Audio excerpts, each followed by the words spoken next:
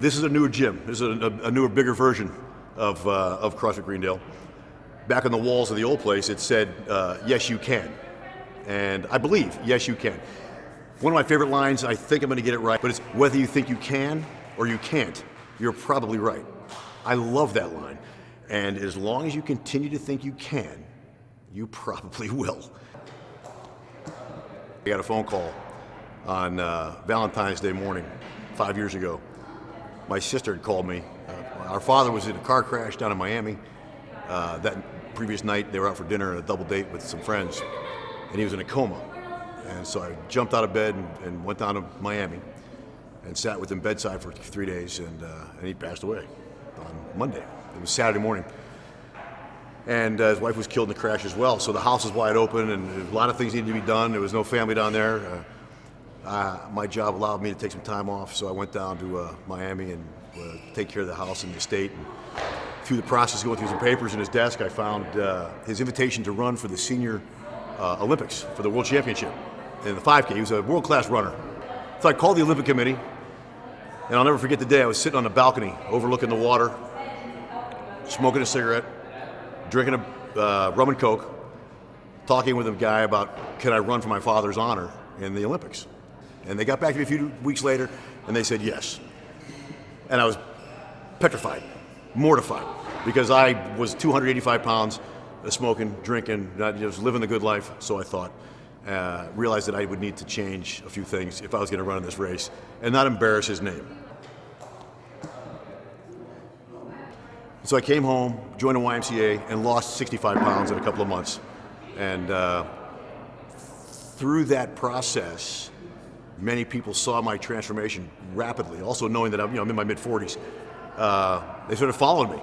And I bought a kettlebell because the YMCA didn't have a kettlebell. I bought a battle rope because they didn't have a rope. I bought a weighted vest, and every day I'd lug my stuff in, and people would start following me around.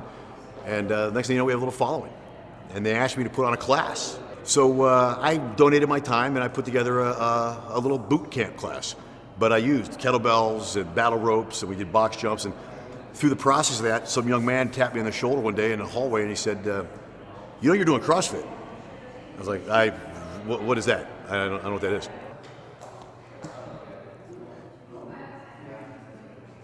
Just so happens that I would fly back and forth to Miami quite a bit.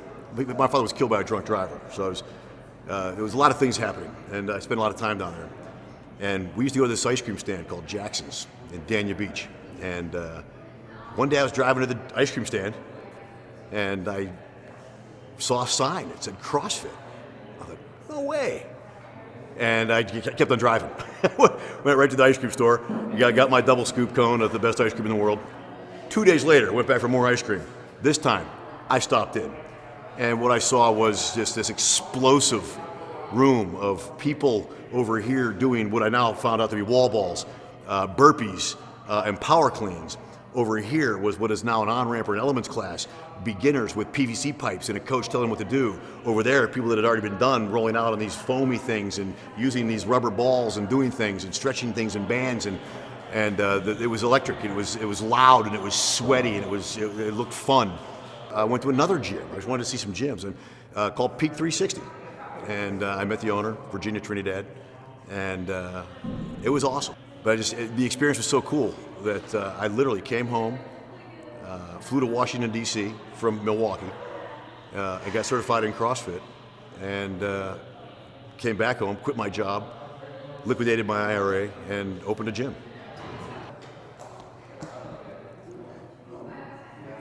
I did run in the Senior Olympics for my father and out in Palo Alto at the University of Stanford campus, and got beat by 467 senior citizens. Yeah, it was eye-opener. And as I ran around the campus and I saw them fencing and boxing and playing javelin throws, and they were doing all the stuff, the Olympics, all the venues, as we ran around the campus. And I thought, wow, these people are killing it. We think old people are done. I now have news for you, because I'm now one of those old people. No, we're not. we are just starting.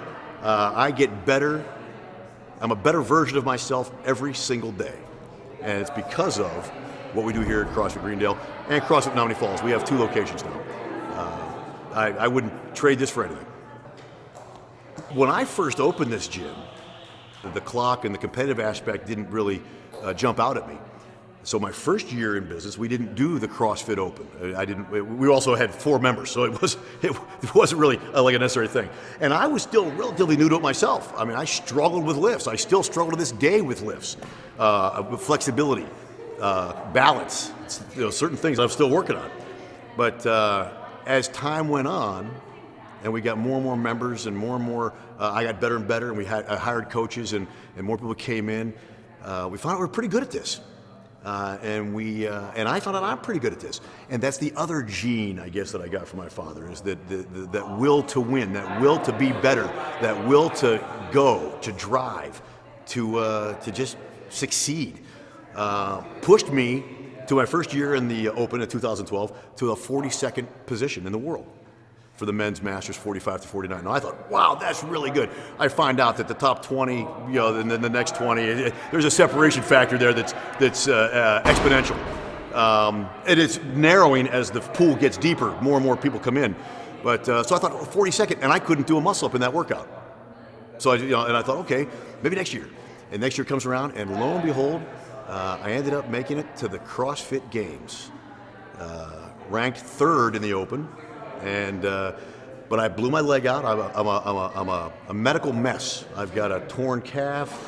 I've got a sketchy shoulder.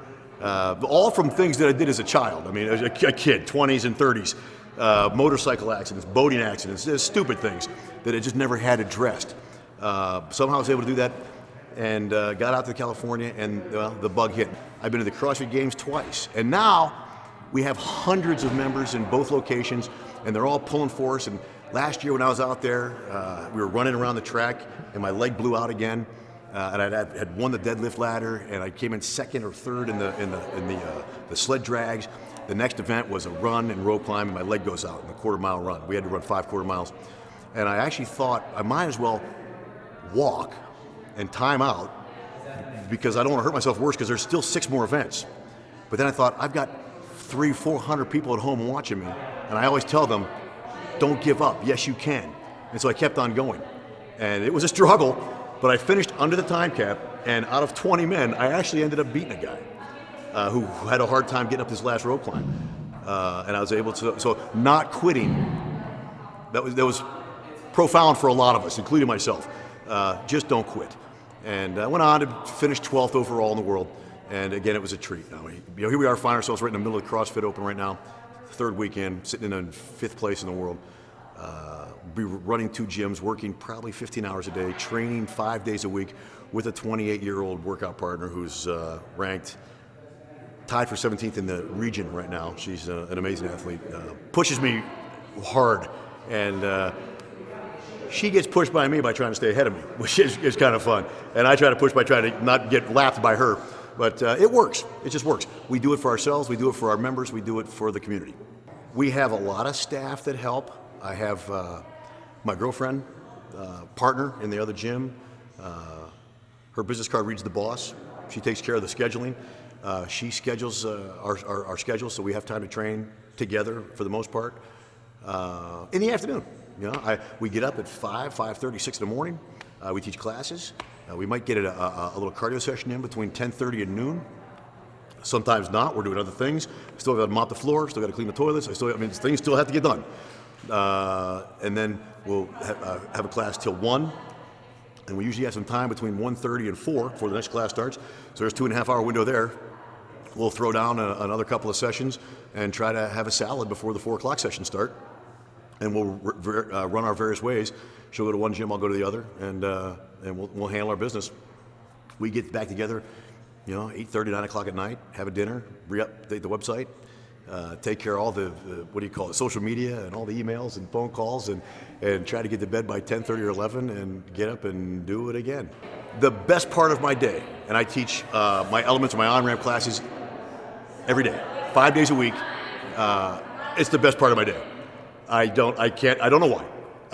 To watch the light bulb go off, to see someone do something new for the first time, to watch a 60-year-old man or woman climb a rope for the first time, to do a power clean, or to do their first squat after 60 years or 70 years. is intriguing.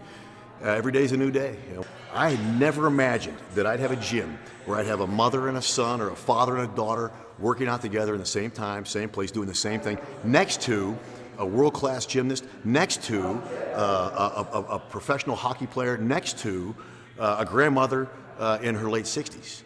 It's just, and then they all convene and get together, and it's become the community that we all talk about and hear about.